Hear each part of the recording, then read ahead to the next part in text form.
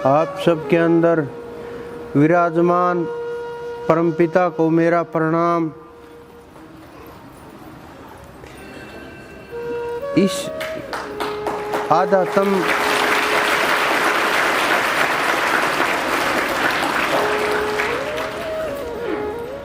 आध्यात्म के अंदर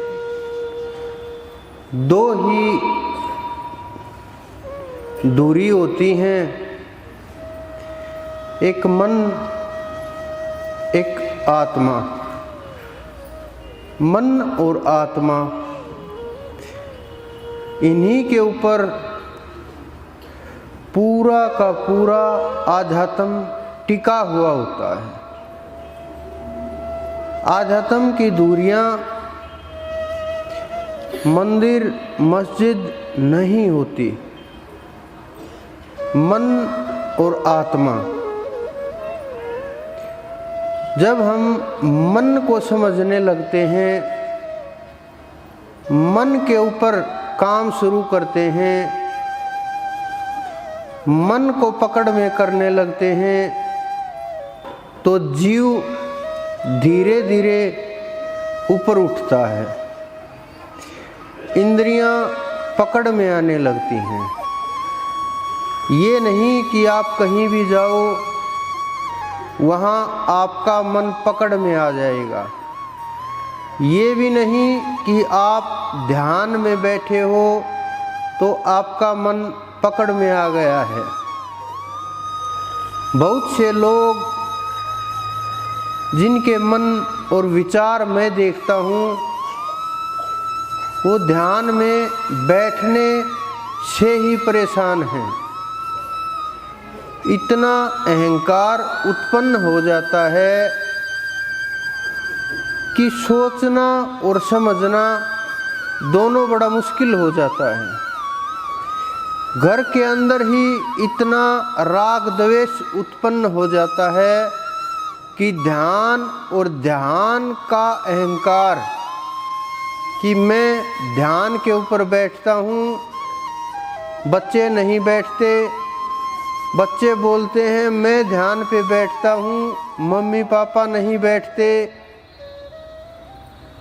जब विचार देख करके किए जाएंगे तो समझ आएगा, जो 2 घंटे ध्यान के ऊपर बैठे हुए लोग हैं, वो ध्यान के ऊपर नहीं बैठे हैं, वो हठ योग किए हुए बैठे हैं।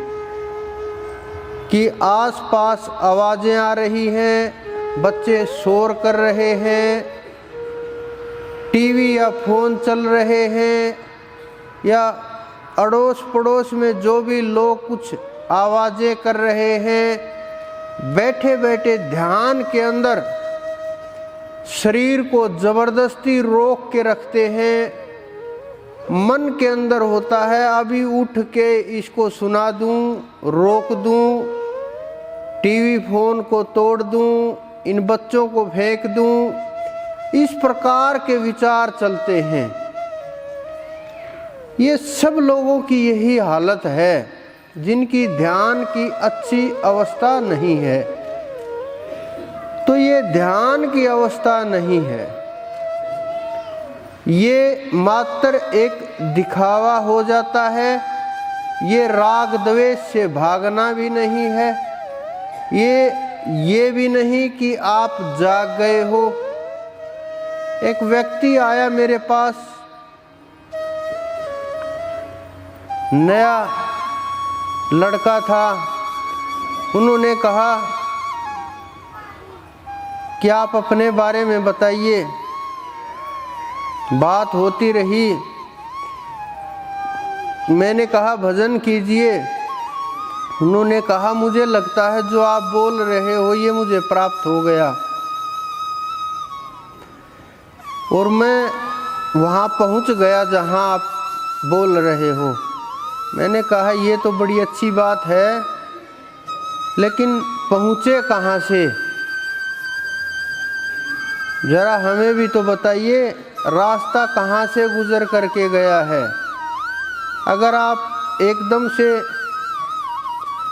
बाई एयर भी चले गए, गुरु की कृपा हो भी गई, तो भी कहाँ से गए आप अनुभव तो बताइए। बताने को, कहने सुनने को, अनुभव को कुछ भी नहीं।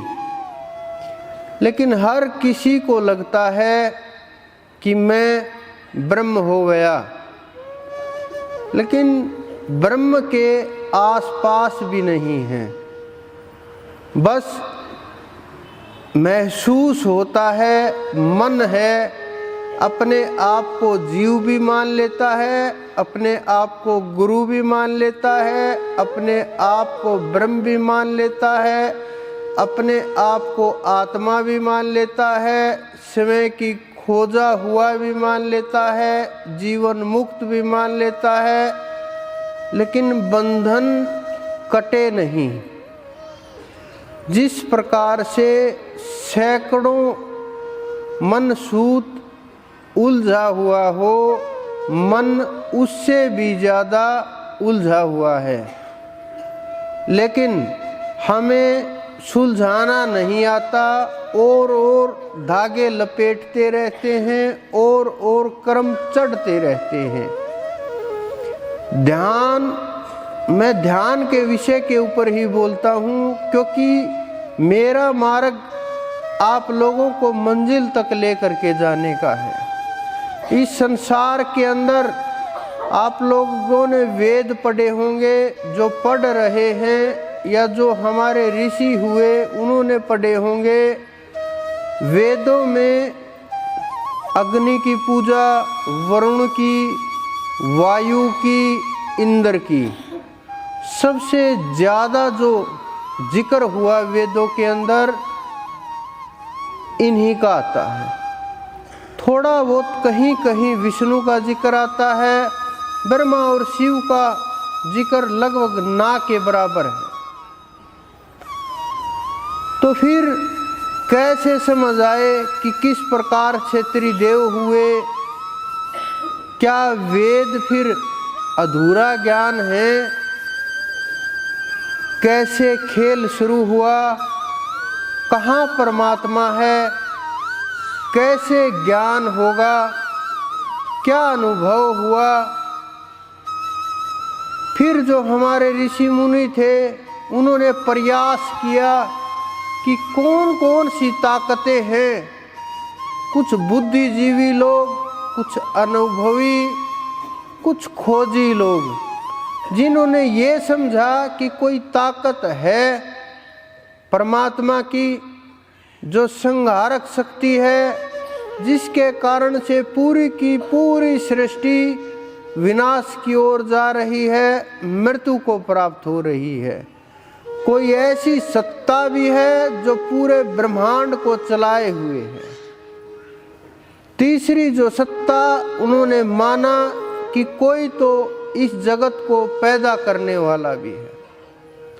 तो इस प्रकार से तीन शक्तियों को मान लिया गया, फिर उनको रूप दे दिए गए। फिर हमारे शास्त्रों की रचनाएं शुरू हुई। हमारे शास्त्रों का तो ये हाल है, 4 वेद, फिर शास्त्र 6, फिर 18 पुराण, 108 उपनिषद, भागवत अलग से,